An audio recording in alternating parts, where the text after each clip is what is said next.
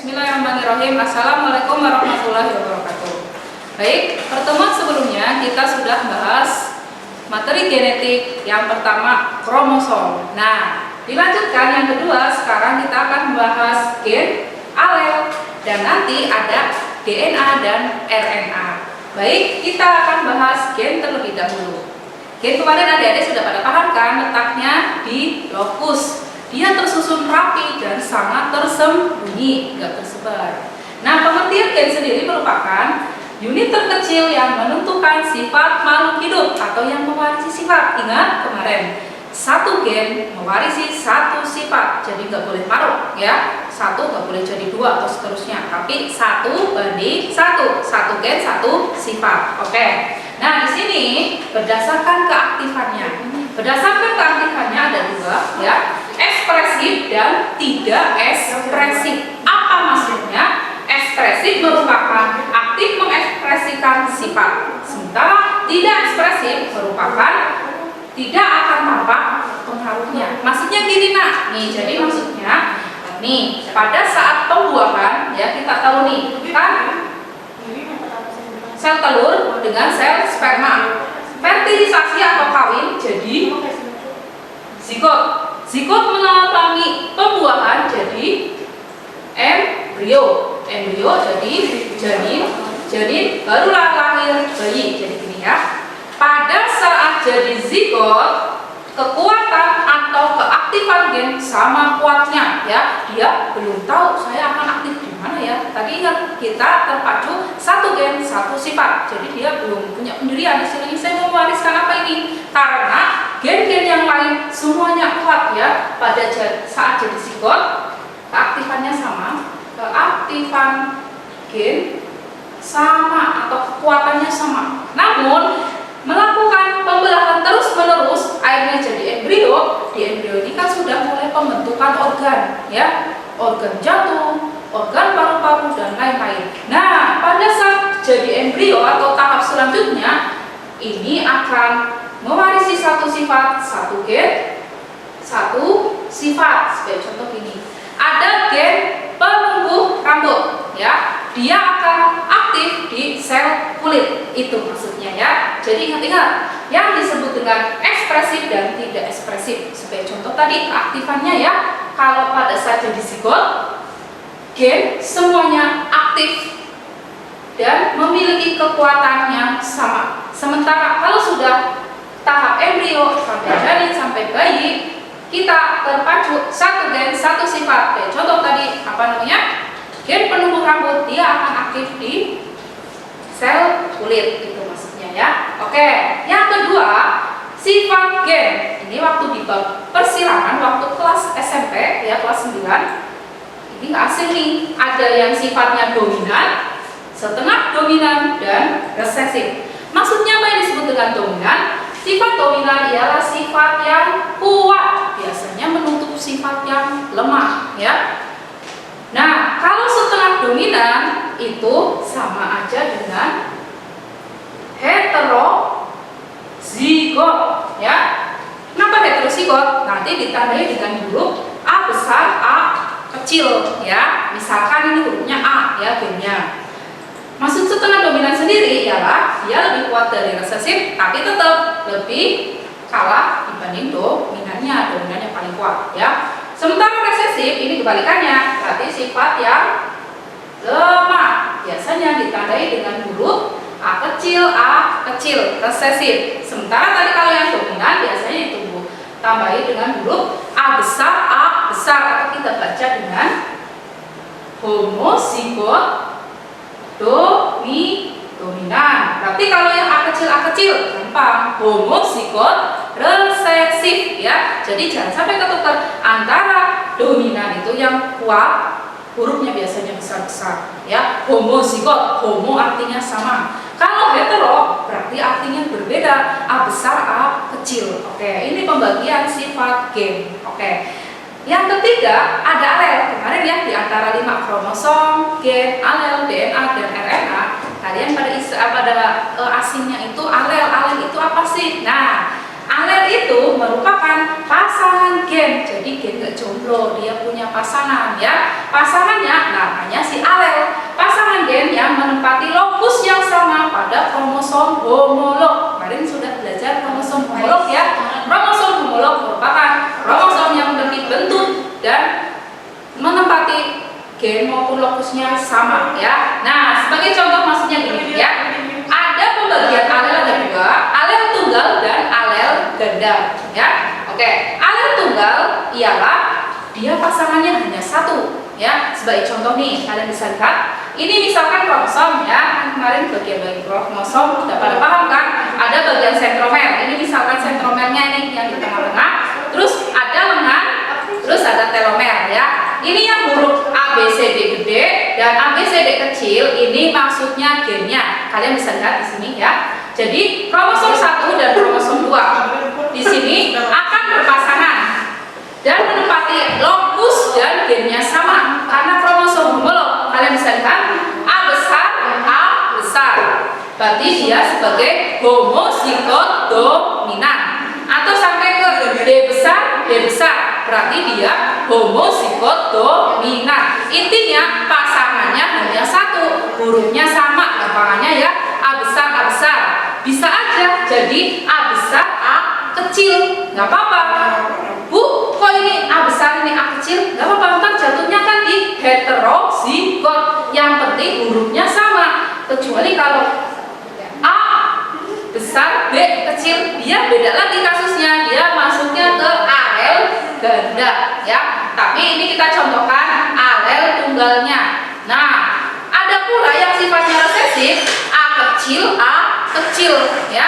Ini berarti dia sifatnya homozigot resesif. Ingat, alel tunggal pasangannya hanya satu, hurufnya sama, nggak ngaruh ya besar kecil, yang penting hurufnya sama. Ini alel tunggal. Nah, sekarang ke alel ganda.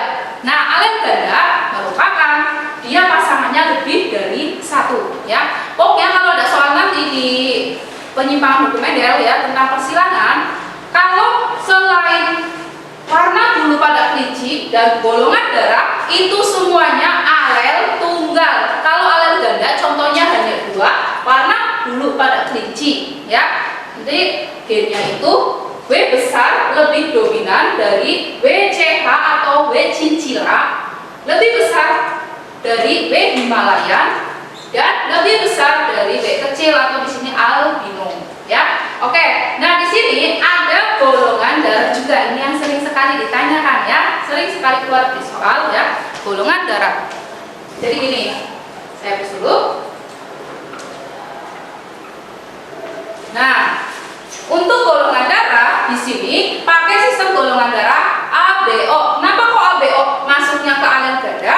Jadi gini, misalkan ya, ada kasus nih, orang tuanya golongan darah A, bapaknya A, ibunya B misalkan. Kok lahirnya bisa O ya? Nah, ini anaknya atau bukan? Nah, kita akan bahas satu persatu gametnya terlebih dahulu. Ingat, karena di sini alel ganda pasangannya lebih dari satu. Kita tentukan gamet untuk golongan darah A, B, O. Ini sebenarnya sudah pernah ya saya bahas waktu kelas 11 di sistem peredaran darah ya. Oke, darah A ini gametnya IA. Ini syaratnya homozigot sama ya. Terus ada juga IA, IO, ini heterozigot. Kalau B sama, ini ada IB, IO. Kalau O, IO ya. Jadi gini, mungkinkah jika ayah ibunya itu AB, lahir anak O? Mungkin. Dengan syarat apa? Dengan syarat jika ayahnya itu IA, IO atau golongan darah A heterozigot dan ibunya itu juga heterozigot atau IB, IO. Nanti dikalikan aja ya, maksudnya nih nanti akan menghasilkan keturunannya. Yang pertama IA, IB berarti golongan darah AB. IA, IO berarti golongan darah A hetero ya, heterozigot. IO, IB atau IB, IO berarti golongan darah B hetero. IO, IO berarti golongan darah O ya. Ingat, berarti kemungkinan bisa lahir lahir golongan darah O dari ayah dan ibu AB dengan syarat dua-duanya heterozigot. Namun jika salah satunya homozigot, nah ini patut dipertanyakan. Karena apa? Karena O hanya akan muncul IO, IO. Nah kalau kasusnya gini, ayahnya O, ibunya O, tiba-tiba lahir A, ini patut dipertanyakan. Ya, ini contoh dari golongan darah. Yang penting kalian paham gametnya. Ini ya yang saya kotakin, ini gamet A, B, O. Kalau AB mah cuma A dan B atau IA, IB. Oke? Nanti kita akan melanjutkan DNA dan RNA. Oke? Kita akan melanjutkan DNA dan RNA. Sebelum menjelaskan satu persatu, kita harus tahu juga perbedaan antara DNA dan RNA.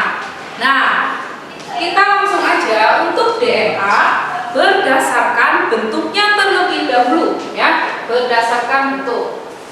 Ini misalkan DNA ya, ini RNA. Kita bikin perbedaannya, ya.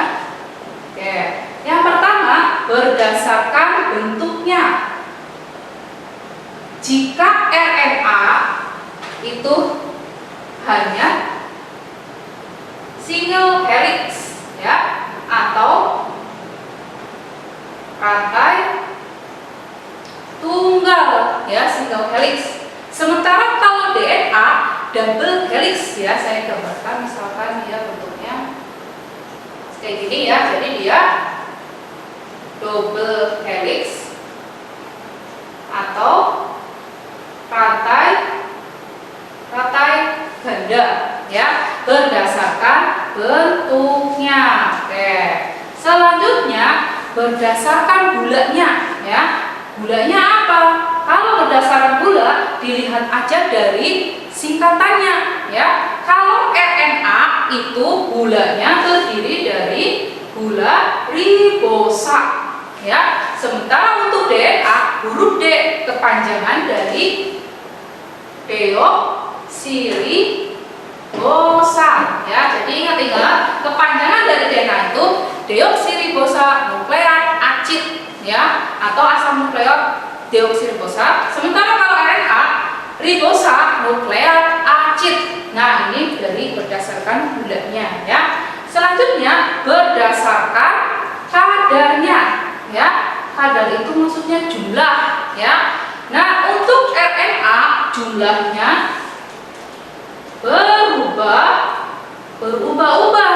Sementara untuk DNA kadar atau jumlahnya itu tetap. Ini ada alasannya, karena alasannya di letaknya, ya.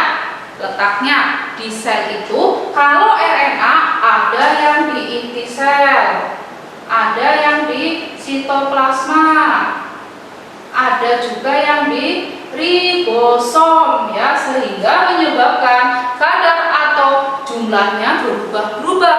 Beda dengan DNA. Kalau DNA dia stay terus di inti sel atau di nukleus, ya, dia hanya ada di inti sel atau nukleus. Jadi dia tidak keluar mana-mana. Dia sebagai arsiteknya, ya, dia cukup di stay aja di inti sel. Ini berdasarkan letaknya, ya. Oke, berdasarkan sekarang fungsinya, ya. Fungsinya, jika RNA dia hanya untuk sintesis protein, sementara kalau untuk DNA selain untuk sintesis protein, dia juga sebagai pewarisan sifat, ya. Tapi nanti di organisme prokariotik, contohnya pada bakteri, dia memiliki RNA yang punya fungsinya seperti DNA, disebut dengan RNA genetik. Tapi kita organisme eukariotik, ya, jadi kita punya dua-duanya, DNA dan RNA. Nah, peranan kalau RNA di eukariotik itu dia hanya sebagai sintesis proteinnya, ya. Nah, ini yang terakhir berdasarkan basa nitrogennya, ya, basa nitrogen. Ini yang akan kita keluar di sintesis protein ya, mainan buruk ya biasanya yang adenin, guanin, AG dan lain-lain. Dua-duanya sama memiliki basa nitrogen purin dan juga ada pirimidin. Nah, kalau untuk DNA sendiri sama ya, ada purin, ada juga pirimidin ya, maksudnya gini. Kalau pada RNA, basa purinnya itu ada adenin dan guanin. Biasanya disingkat huruf A dan huruf G. Kalau di DNA, basa purinnya sama aja, adenin, guanin ya, A, E. Sekarang di basa pirimidinnya yang membedakan ya. Pada basa pirimidin, kalau di DNA itu ada si timin dan sitosin. Pakai sitosin juga nggak apa-apa. Kadang di soal pakainya C, kadang di soal pakainya S, sama aja ya. Saya pakainya S aja biar gampang ya, nggak usah pakai C-an. Jadi sitosin maupun citosin itu sama aja. Kalau di soal pakainya C ya sama aja dengan sitosin. Kalau di soal pakainya S sama aja ya.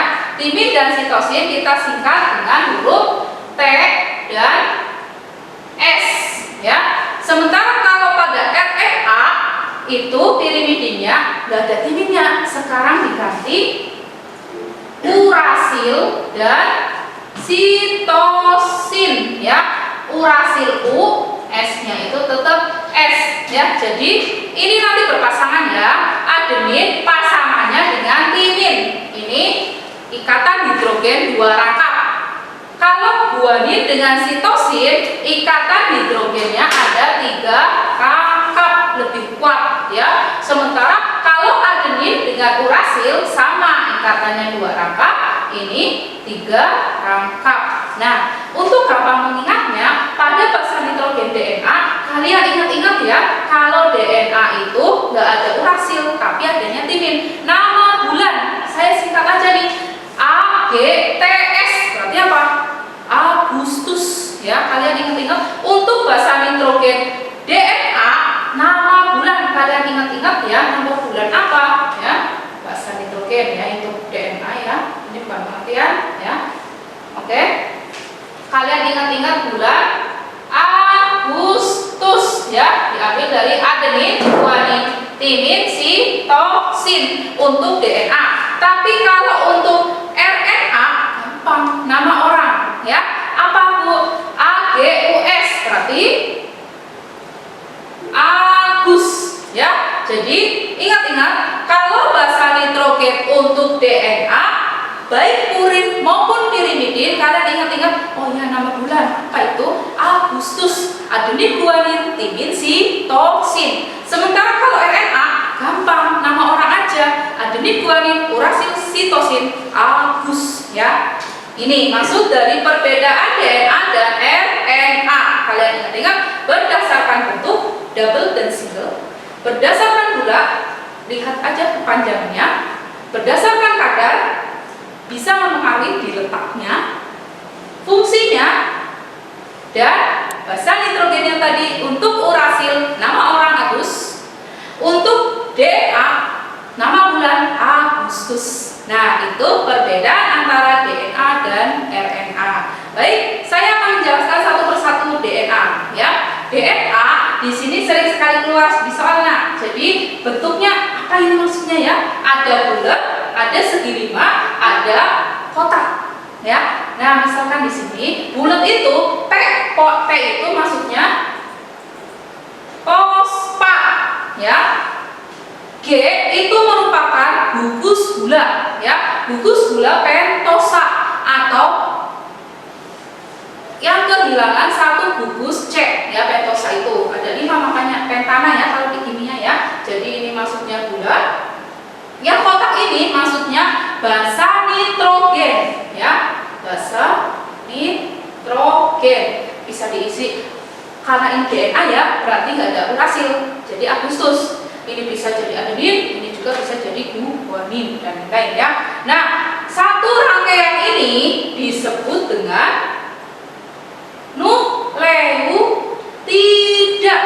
Nah, saya garis bawahi, nukleotida merupakan DNA yang terdiri dari satu gugus fosfat, satu gugus gula pentosa, dan satu gugus basa nitrogen. Itu disebut dengan nukleotida. Kadang ada pertanyaan gini, bentuknya kayak gini, segi 5, terus kotak. Bu, kok nggak ada buletannya? Nah, ini berarti bukan nukleotida, tapi namanya nukleosida ya. Cuma beda huruf T sama S, tapi sudah beda artinya ya. Kalau nukleosida merupakan nukleotida yang kehilangan satu gugus fosfat. Bisa dilihat kan, nggak ada fosfatnya yang bulatnya begitu. Jangan sampai ketukar ya antara nukleotida dan nukleosida. Ingat, kalau nukleotida terdiri dari satu gugus fosfat, satu gugus gula pentosa, dan satu gugus basa nitrogen. Namun, jika nukleosida merupakan nukleotida yang kehilangan gugus fosfat, kalau digambarkan hanya segi 5 dan kotak. Nah, ini misalkan ya, ada 2 DNA, ada 2 nukleotida. Ini misalkan nanti akan terjadi banyak ikatan-ikatan ya. Ikatan gula dengan misalkan di sini basa nitrogennya itu timin ya. Berarti nama ikatannya di sini deoksitimin ya, deoksitimidin ya. Jadi di sini ada ikatan deoksitimidin ya. Apa itu? Ikatan antara gula dengan basa nitrogen timin. Nah, kalian bisa lihat di sini basa nitrogen. Timin pasangannya dengan apa? Timin pasangannya dengan adenin. Berarti di sini B-nya itu basa nitrogen, maksudnya adenin. Ikatannya lengkap, bukan 3 ya, lengkap ini. Jadi kalau semua ini dengan ini, ikatan antara basa nitrogen dengan basa nitrogen itu ikatan hidrogen ya. Saya panggil lagi, ikatan antara basa nitrogen dengan basa hidrogen, di sini ada ikatan hidrogen ya. Kalau semua di sini ganti guanin dengan sitosin, berarti ikatannya ada 3 rangkap begitu ya. Di sini ada ikatannya ada 4 karena basanya ada 4, ada timin, ada sitosin, ada adenin, dan ada guanin ya. Oke, ini DNA. Sekarang replikasi. Replikasi berarti menggandakan ya. Di sini replikasi DNA ada 3 pendapat. Yang pertama ada semi konservatif, yang kedua ada konservatif, dan ketiga ada dispersif. Nah, kita pakainya ialah semi konservatif. Jadi sering sekali ditanyakan di soal ya, penggandaan DNA pakainya teori apa? Kalian pilih semi konservatif ya. Oke. Nah, sekarang pembahasan RNA, ribonucleic acid ya. Berdasarkan peranan dan letaknya ada 3 RNA. RNA duta atau RNA-D atau mRNA atau messenger RNA. Ada RNA transfer atau tRNA, dan terakhir ada RNA-R atau ribosom. Pengertiannya apa? Kalau RNA duta atau mRNA atau messenger RNA dibentuk oleh DNA di dalam nukleus. Dia akan berperan membawa kode genetik messenger, berarti membawa pesan dari siapa? Dari DNA ya. Sementara dari RNA transfer atau tRNA sama dibentuk oleh DNA, banyak terdapat di sitoplasma, dia sudah keluar dari inti sel ya. Tadi karena letak RNA kan berubah-ubah ya, maksudnya di mana-mana ya, ada inti sel sitoplasma ya. Berperan mengikat asam amino guna merangkai menjadi polipeptida atau di sini terjemah ya, atau menerjemahkan ya, nanti ada di sintesis protein ya. Dan terakhir ada RNA ribosom atau rRNA ya, dibentuk oleh DNA, banyak terdapat di dalam ribosom sesuai ya, ribosom RNA. Fungsinya sebagai adaptor atau penyelaras dalam sintesis polipeptida. Oke, ini kita sudah membahas dari yang pertama kromosom, gen, alel, DNA, dan RNA. Insya Allah pertemuan selanjutnya kita akan membahas sintesis protein. Baik, saya akhiri untuk pertemuan kali ini. Billahi wa taufiq wal hidayah. Wassalamualaikum warahmatullahi wabarakatuh.